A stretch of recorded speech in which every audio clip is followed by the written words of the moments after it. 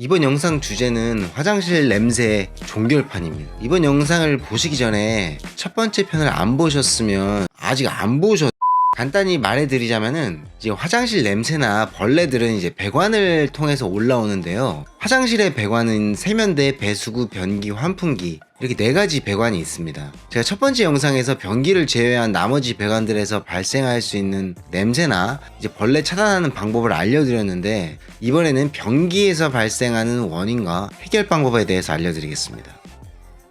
변기에서 냄새가 나는 원인은 거의 대부분이 변기의 시공이 잘못된 확률이 매우 높아요. 그 중에서 가장 많은 경우가 바로 변기 부속품이 집에 있는 배관과 맞지 않는 경우입니다. 이해를 위해서 간단히 변기 관련해서 용어나 시공 관련한 지식을 짧게 말씀을 드리자면, 변기를 구매하면 구성품으로 변기 본체, 그러니까 우리가 쓰는 하얀 색깔 도기를 변기 본체라고 말하고, 이제 오수관과 연결하는 이제 정심 또는 편심이라고 불리는 부속품이 있는데요. 오수관은 뭐냐면 건물에 매립되어 있는 똥이 지나가는 배관을 오수관이라고 해요.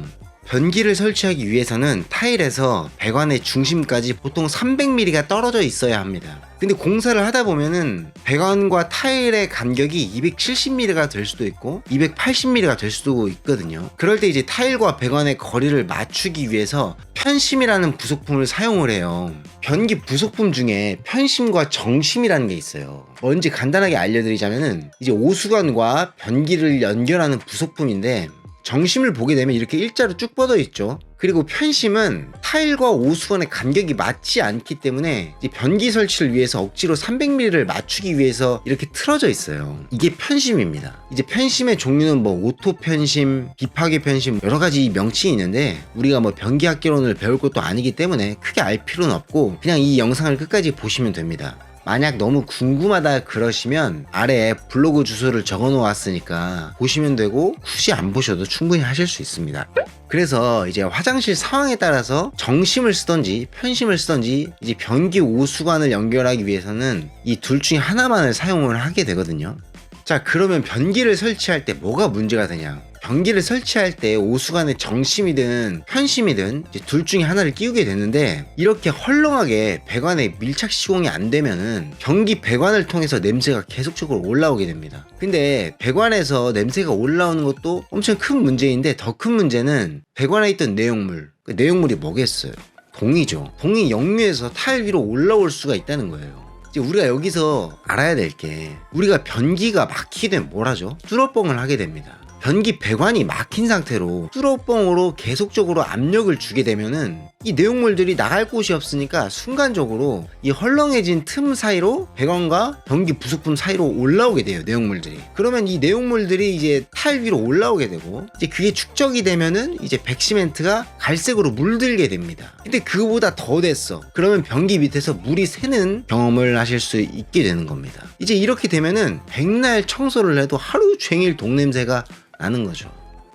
두 번째 원인은 이제 변기 시공이 잘못되었을 때 더욱 악화시키는 경우인데요. 사실 거의 첫 번째 원인과 두 번째 원인이 같이 따라다녀요. 그 이유를 알려드릴게요. 우리가 변기를 설치하기 위해서 편심이라는 부속품을 사용한다고 했잖아요. 근데 우리가 말하는 편심은 타일 공사가 모두 마무리되었을 때 사용하는 편심이고, 타일 공사 전에 화장실의 배관을 맞출 때 사용하는 매립형 편심이 있어요. 자, 여기서 보시면 집을 짓고 배관 위치를 보니까 너무 안 맞는 거예요. 그래서 타일 공사를 하기 전에 그 아래에 이런 매립형 편심을 심어 놓게 됩니다. 그러고 나서 모래를 덮고 타일 공사를 하게 되는데요. 이때는 원래 이제 매립형 편심을 해놓고 이 배관을 위로 조금 올려줘야 돼요. 왜냐면 이제 우리가 똥이 저처럼 이제 두꺼운 똥을 싸는 사람이 있고, 이제 여러분들처럼 얇디 얄쌍한 똥을 싸는 사람들 있잖아요. 근데 이제 배관을 이렇게 위로 안 올리게 되면은, 우리가 똥을 싸고 나면은 바로 배관이 꺾이게 되면 여기서 정체 현상이 벌어지게 됩니다. 그래서 변기가 자주 막히는 거예요. 그러면은 변기가 자주 막히면 우리는 또 뚫어뻥을 합니다.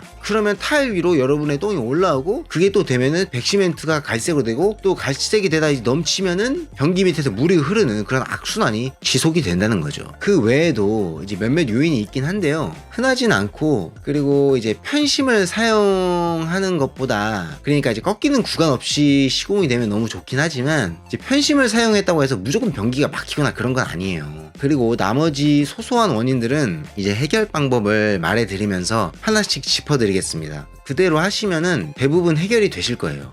해결 방법은 아주 간단해요. 다시 시공을 하면 되는 건데요. 먼저 변기를 재시공하기 전에, 변기는 각각 집집마다 다르겠지만 크게 차이는 없어요. 한번 보시고 직접 해보시면 충분히 하실 수 있을 겁니다. 먼저 변기 뒤에 보시면은 수도 밸브가 있어요. 그 수도 밸브를 잠그시고, 그 다음에 이 변기 물통에 있는 물을 전부 내려보내 주신 다음에 뚜껑을 먼저 빼놓습니다. 그리고 이제 물통을 해체를 할 건데요. 물통 아래에 보면은 양쪽이 이렇게 너트로 고정이 되어 있어요. 그걸 풀고 수도와 연결되어 있는 곳도 풀어주시면은 물통이 들리게 됩니다. 여기서 물통을 꼭 눕혀 놓으세요. 괜히 세워놨다가 깨지면 이건 뭐 5, 6만 원 아끼려다가 돈이 더 들고 있어. 그 다음에 변기를 해체해 주시면 되는데, 변기 아래 양옆에 보시면 이렇게 하얀색으로 고정된 부분이 두 곳이 있어요. 이곳을 먼저 풀어주세요. 아마 제가 위에서 말한 증상이 있는 분들이라면은 대부분 변기가 흔들리거나 그러겠지만, 안 그런다면 일자 드라이버로 백시멘트를 살살 깨주시면 됩니다. 그리고 변기를 들어 올리면 해체가 되거든요. 이 변기 해체를 할 때 꼭 마음의 준비를 하고 하세요. 진심으로 하는 말입니다. 그러면 이렇게 배관이 나오고 이제 변기 부속품인 정심이나 뭐 편심 이렇게 나오게 되는데요. 일단은 변기 내부하고 변기 아래에 쌓여있던 모든 내용물들을 청소를 해주고, 현재 부속품이 배관과 유격이 있는지를 확인을 해봐야 됩니다. 만일 유격이 있다고 한다면은 변기 부속품을 바꿔줘야 되는데요. 제가 사용할 변기 부속품은 이 제품입니다. 금액은 7,000원 정도 하고, 이제 구성품은 다른 건 없고, 이제 본체랑 고정 볼트, 변기 부속품들이 같이 들어있어요.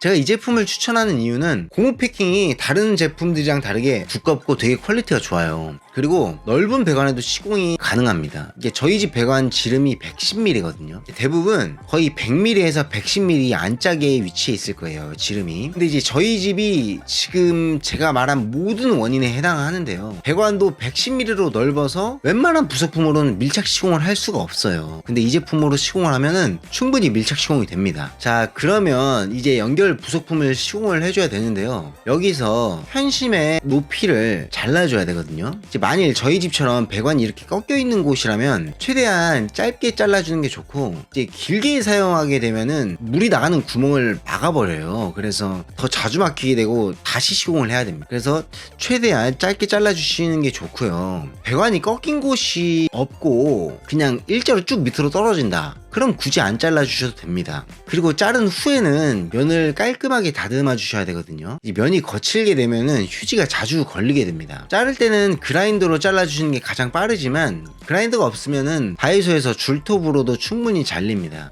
그런 다음에는 먼저 편심을 끼워 놓고 변기를 위에 올려보세요. 그 다음에 물통도 끼워보고, 이제 물통이 벽이랑 좀 붙어 있는지 아니면 좀 떨어져 있는지도 확인해보고, 만약에 물통이 안 들어가거나 물통이 너무 벽하고 떨어져 있는 분들이라면은 편심 위치를 조정을 해가지고 다시 시공해서 맞추시면 됩니다. 자, 여기서 다 맞추셨다고 하시면은 다시 물통을 빼고 변기를 해체한 다음에 편심을 빼서 변기에다가 그대로 연결을 해주면 되는데요. 여기서 아니 왜 그냥 여기다 바로 변기 올리면 되는데 왜 그렇게 하냐 이렇게 묻는 분들이 있을 거예요. 그냥 하라는 대로 하면 될 것을. 왜 이렇게 두 번 일을 하냐면, 변기와 편심 사이에도 고무 패킹이 있거든요. 이걸 정확하게 딱 맞춰서 끼워야 나중에 하자가 안 나는데, 보지도 않고 변기 위에 올리게 되면은 패킹이 흐트러질 수가 있어서 저는 먼저 변기에 맞춘 다음에 끼웁니다. 그리고 다시 설치를 해주시면 되고, 백시멘트 작업으로 마무리를 하시면 됩니다. 혹시 백시멘트 작업을 해보신 적이 없다면 다음 영상을 참고해 주시면 되고요. 이번 영상이 너무 도움이 되었죠?